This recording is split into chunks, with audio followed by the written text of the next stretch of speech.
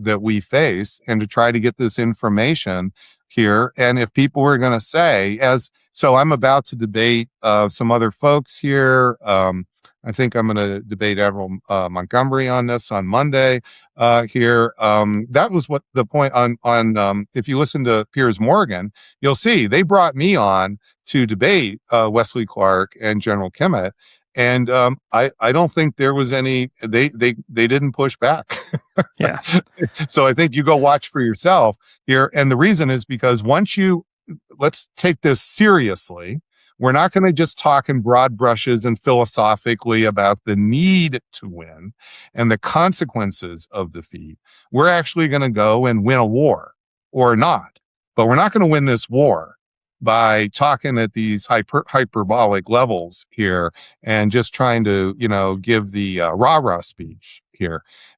This is about not, if you folks go watch Any Given Sunday, you'll see some Al Pacino give one of the great speeches here at halftime. That's the really good rah-rah speech.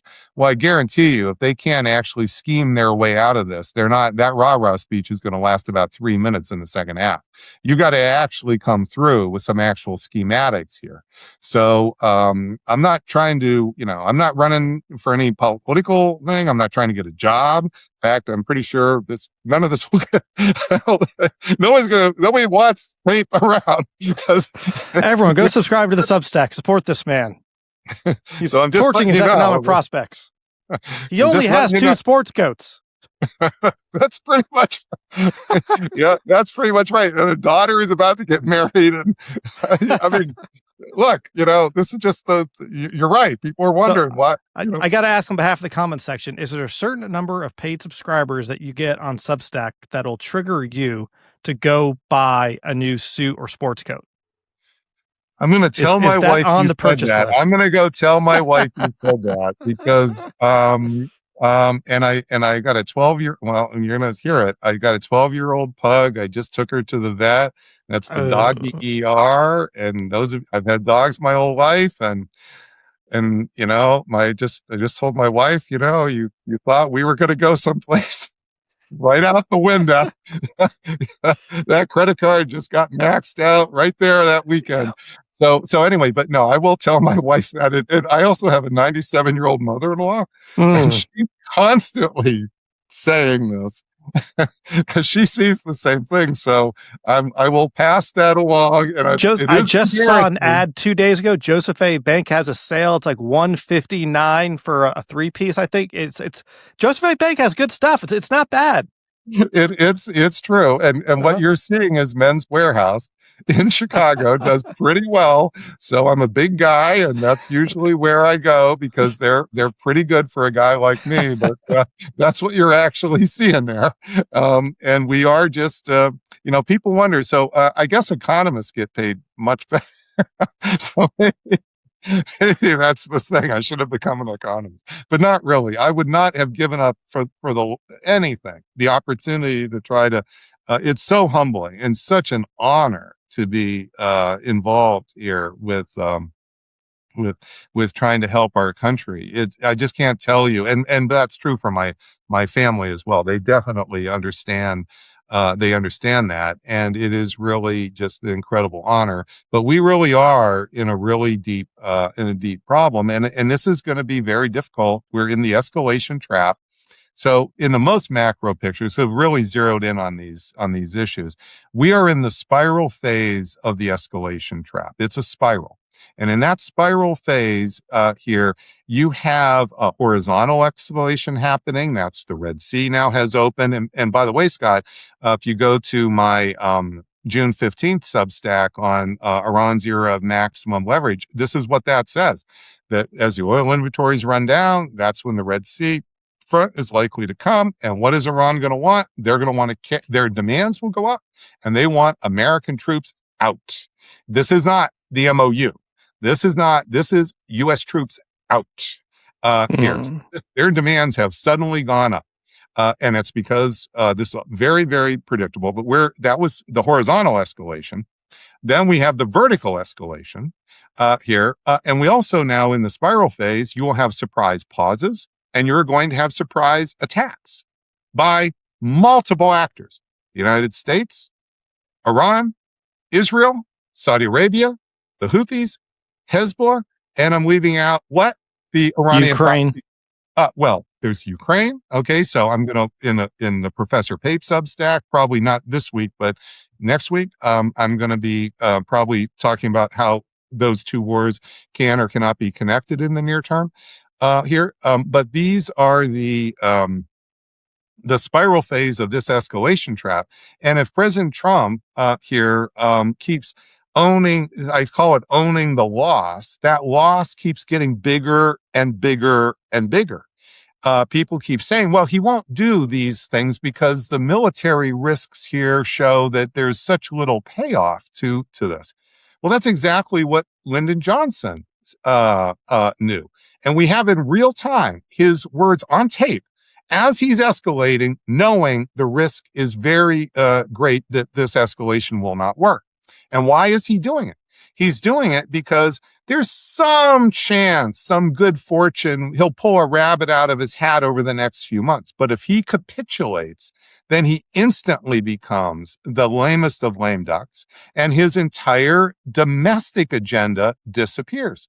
What does that mean for President Trump? That means all those deportation ideas, all this idea of getting, he wants to fix our elections here. Now, I'm not telling you I agree with these positions, but I am telling you he certainly agrees with these positions, and he's got lots of people who are voting for him for that. He becomes the lamest of lame ducks. None of that is going to happen. In fact, you might end up with the Democrats sweeping in and bigger, more open borders than ever, zeroing out. I mean, lots and lots of things here are at stake if he truly does capitulate. This is not just and so you say, well, no, he won't let the world, we're on the Titanic, we're about to hit the iceberg or go over the cliff, however you want to describe it with the world economy here. For President Trump, there's just a lot worse thing than $7, $8, $9 gas here. Now, you might say that you don't agree with that. And I'm not trying to get you to agree with President Trump. I'm trying to explain how this idea that we're going to just kind of nudge President Trump along and he's going to understand he shouldn't do these things.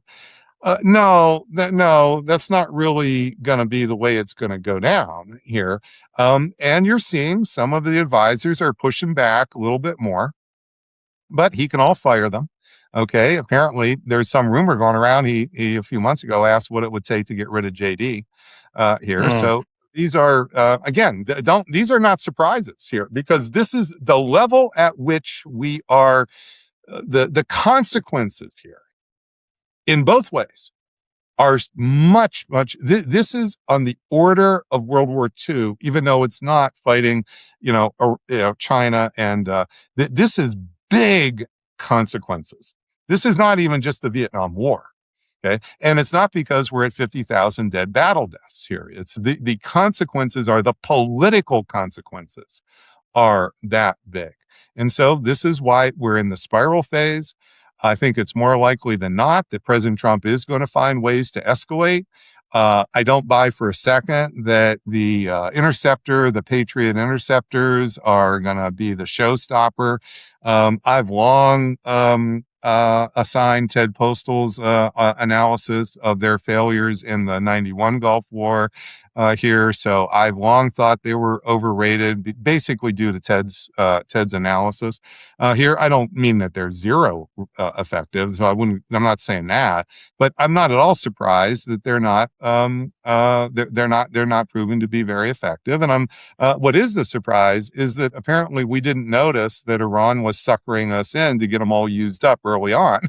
So we didn't husband them. They husband their best and we didn't. And that was really that was the surprise here. To be fair to some of the analysts out there were folks in uniform that had raised that up to what they thought were the appropriate audiences.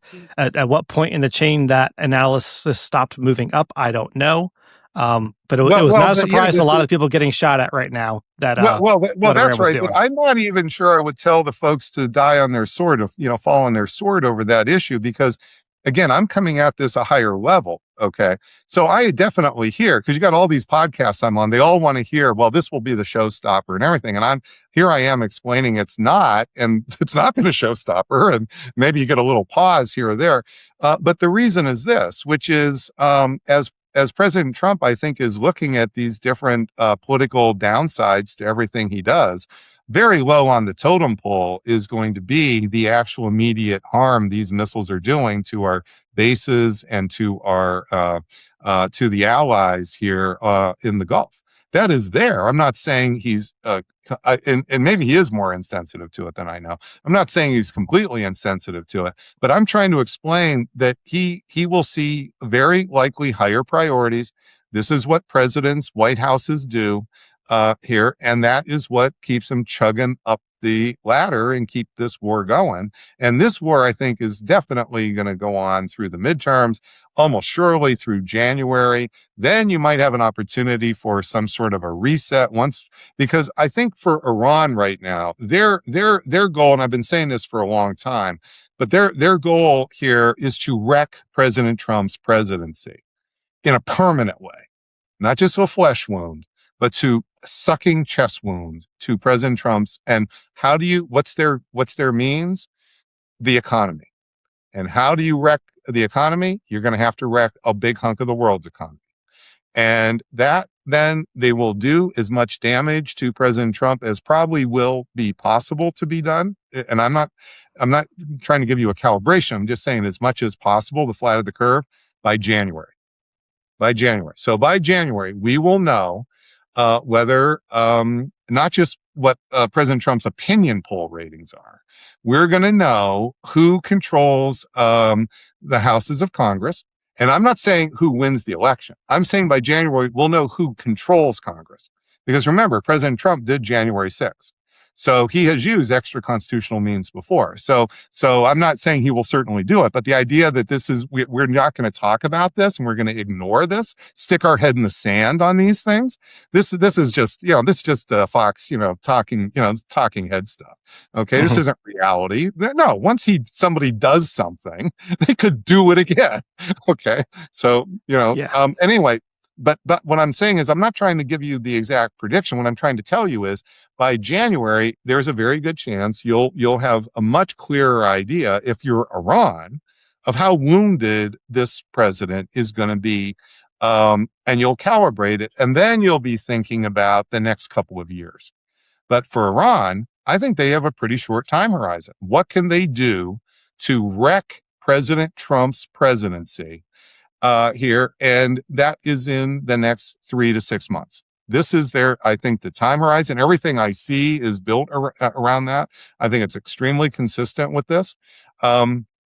And because if they don't wreck President Trump's presidency, and they don't really smash our face in it, then why exactly are we not going to come back at them or do this again? I mean, you would never, there's no confidence ever here, and we might still come back at them anyway. But they've already faced 2 surprise attacks by us, or us in Israel, over a 12-month period of time. The idea that we wouldn't do it a 3rd, 4th, and 5th time, you got to be kidding me. Okay. So we just got to take this seriously, as opposed to thinking they're a bunch of, namby-pambies and they're just going to get impressed by our awesomeness. And now they really see our awesomeness and so forth. No, I don't think so. But come January, there might be a different opportunity here to have a different situation. But I don't think we're going to be able to think and that's why I'm not making like predictions into like 2027, 2028. There are some bigger picture things that are happening. I did a foreign affairs piece on this. It came out a week where we really are in a second precision revolution. It's a cheap mass drone revolution. So it used to be that you would think of precision versus mass. Now it's precision and mass, and that's going to have big effects over the coming years, and not just for America. It's going to have big effects for China and Taiwan, Russia and Ukraine. It's going to have big effects for Israel, Hezbollah and Israel. So these are the bigger tidal wave effects that will come that are connected to the Iran war, but are broader than the Iran war. So I'm not saying you can't see those. What I'm saying is the immediate trajectory of the Iran war itself. I think you can say some things pretty confidently between now and January. I don't know that we can say things beyond January at this point.